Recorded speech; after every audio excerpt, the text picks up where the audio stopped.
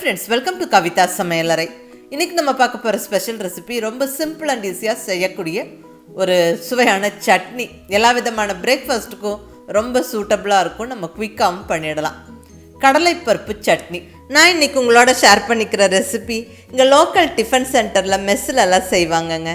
நல்லா இருக்கும். நல்ல ஒரு சாம்பார் கன்சிஸ்டன்சியில் அந்த கடலைப்பருப்பு சட்னி இருக்கும்.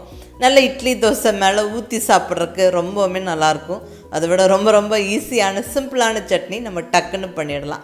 வாங்க ரெசிபி எப்படின்னு பார்க்கலாம். இப்போ இங்கே ஸ்டவ்வில் ஒரு கடாய் வச்சாச்சு. கடாய் சூடானதுக்கப்புறம் நல்ல ஒரு டேபிள் ஸ்பூன் ஆயில் சேர்த்துக்கிறேன். இந்த ஆயில் கொஞ்சம் சூடாகட்டும். இதில் ஒரு 4 டேபிள் ஸ்பூன் அளவுக்கு கடலைப்பருப்பு சேர்த்துக்கிறேன். ஸ்டவ்வை மீடியம் ஃப்ளேமில் வச்சுக்கிட்டு பொறுமையாக கடலைப்பருப்பை வறுத்து விடணுங்க. கடலைப்பருப்பு நல்லா வறுபட்டு செவந்து வரணும். அதாவது நல்லா செவந்து வாசனை வர வரைக்கும் நம்ம கடலைப்பருப்பு வறுத்துக்கணும். ஸோ பொறுமையாக ஒரு 2 நிமிஷம் வறுத்து விடுங்க.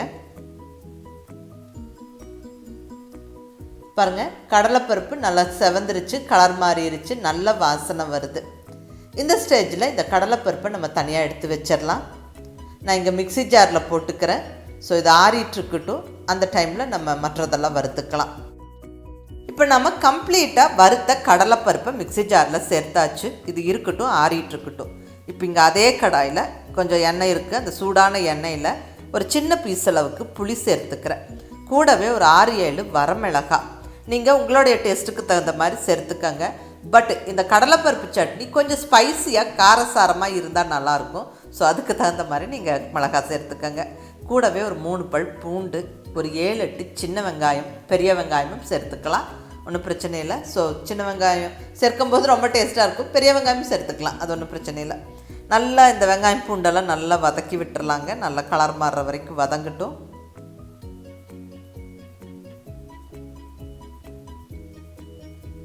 இதுலேயே ஒரு கொத்து ஃப்ரெஷ்ஷான கருவேப்பிலை போட்டு விட்டுறலாம். நல்ல வாசனையாக இருக்கும். நம்ம சட்னிக்கு இப்படி கருவேப்பிலை எல்லாம் போட்டு அரைக்கும் போது அது நல்லாயிருக்கும். இதுவும் சேர்த்து நல்லா வதக்கி விட்டுறலாங்க. ஒரு நிமிஷம் நல்லா வதக்கி விடுங்க. பாருங்கள், அந்த பூண்டெல்லாம் நல்லா வதங்கி கலர் மாறிடுச்சு. அந்த வெங்காயம் நல்லா வதங்கிருச்சு. அவ்வளோதாங்க. இப்போ இதையும் நம்ம எடுத்து அந்த மிக்ஸி ஜாரில் போட்டு விட்டுறலாம். கடலைப்பருப்பு ஏற்கனவே வறுத்து போட்டாச்சு. அதுலேயே வெங்காயம், மிளகாய், பூண்டு, கருவேப்பிலை எல்லாம் வதக்கியாச்சு. இப்போ இதில் தேங்காய் சேர்த்து அரைச்சிக்கலாங்க. பட் தேங்காய் வந்து ஆப்ஷனல். நம்ம வேணுன்னா சேர்த்துக்கலாம், இல்லைன்னா ஸ்கிப் பண்ணிக்கலாம். நான் இன்றைக்கி தேங்காய் சேர்க்கலை. இது இப்படியே தான் அரைச்சிக்க போகிறேன். நல்ல காரசாரமாக சூப்பராக இருக்கும். ஸோ நான் தேங்காய் சேர்க்கலை. பட் மிஸ் பண்ணாமல் உப்பு சேர்த்து நல்லா அரைச்சிடலாங்க. அவ்வளோதாங்க, சட்னி நம்மளுக்கு ரெடி. இப்படி கெட்டியாக வச்சுக்கிட்டோம்னா நல்லா கெட்டி சட்னி மாதிரி நம்ம தொட்டு சாப்பிட்டுக்கலாம். சாதத்தோடவும் பிசைஞ்சு சாப்பிட்டுக்கலாம். பட் நான் இன்றைக்கி உங்களோட ஷேர் பண்ணிக்கிற ரெசிபி டிஃபன் சென்டர் ஸ்டைலு கடலைப்பருப்பு சட்னி. நல்ல வெங்காயம்லாம் போட்டு நல்லா தாளித்து ஒரு சாம்பார் கன்சிஸ்டன்சியில் இந்த சட்னியை ரெடி பண்ணிக்க போகிறோம். இது இட்லி, தோசை, உப்புமா மேலெல்லாம் ஊற்றி சாப்பிட்றதுக்கு ரொம்ப ரொம்ப நல்லாயிருக்குங்க. இப்போ சட்னிக்கு வதக்கின அதே கடாயில் 1 டீஸ்பூன் எண்ணெய் விட்டு அது சூடானதுக்கப்புறம் 1 டீஸ்பூன் கடுகு, 1 டீஸ்பூன் உளுந்தம்பருப்பு சேர்த்தாச்சு. கூடவே ஒரு 2 வரமிளகாய் தாளிப்புக்கு. அடுத்ததான் நல்ல ஒரு கொத்து ஃப்ரெஷ்ஷான கருவேப்பிலை. இதெல்லாம் நல்லா பொரிஞ்சு வரட்டும். இப்போ இதில் நல்ல ஒரு 7-8 சின்ன வெங்காயத்தை நல்ல பொடியாக நறுக்கி சேர்த்து விட்டுடலாம். சின்ன வெங்காயம் இல்லாட்டி நம்ம பெரிய வெங்காயமும் சேர்த்துக்கலாம். இந்த வெங்காயத்தை நல்லா வதக்கி விட்டுறலாங்க. அதாவது கொஞ்சம் கலர் மாதிரி வர வரைக்கும் வதக்கிக்கணும். ரொம்ப ப்ரௌன் ஆக வேண்டிய அவசியம் இல்லை. பட் கொஞ்சம் அந்த டிரான்ஸ்பரண்ட் கலர் வர வரைக்கும் இந்த வெங்காயத்தை நல்லா வதக்கி விட்டுருங்க. பாருங்கள், வெங்காயம் வதங்கிருச்சு.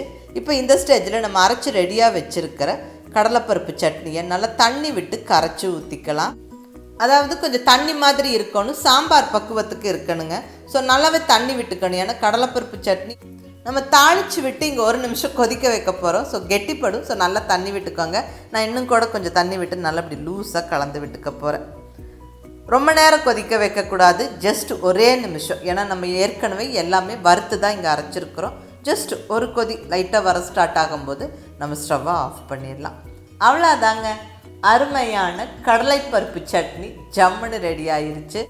நான் ஏற்கனவே சொன்ன மாதிரி இந்த கடலைப்பருப்பு சட்னி கொஞ்சம் ஸ்பைஸியாக காரசாரமாக அரைச்சிக்கிட்டு நல்லா கொஞ்சம் தண்ணி விட்டு கரைச்சி இந்த மாதிரி தாளித்து விட்டு நம்ம எடுத்துக்கிட்டு நல்ல இட்லி தோசை மேலே ஊற்றி சாப்பிட்டா அட்டகாசமாக இருக்குங்க. ரொம்ப ஒரு சிம்பிளான சட்னி. நம்ம டக்குன்னு ஒரு 5 நிமிஷத்தில் பண்ணிடலாம். மிஸ் பண்ணாமல் இந்த ஈஸியான சட்னி செஞ்சு பாருங்கள். டெய்லி நம்ம டிஃபனுக்கு விதவிதமாக சட்னி பண்ணுவோம். இந்த மாதிரி நீங்கள் செஞ்சு பாருங்கள். ரொம்ப ரொம்ப நல்லாயிருக்கும். ஸோ ரொம்ப குயிக் அண்ட் ஈஸியாக டக்குன்னு ஒரு 5 நிமிஷத்தில் செய்யக்கூடிய டிஃபன் ஸ்டால் ஸ்டைல் கடலைப்பருப்பு சட்னி செஞ்சு பாருங்கள். கண்டிப்பாக எல்லாருக்குமே பிடிக்கும். ட்ரை பண்ணி பார்த்துட்டு உங்கள் ஃபீட்பேக் சொல்லுங்கள். பிடிச்சிருந்தால் லைக் பண்ணி, ஷேர் பண்ணி, கமெண்ட் பண்ணுங்கள். கவிதா சமையலறை சப்ஸ்கிரைப் பண்ணி என்னுடைய மற்ற ரெசிபிஸும் வீடியோஸும் பாருங்கள். தேங்க்யூ.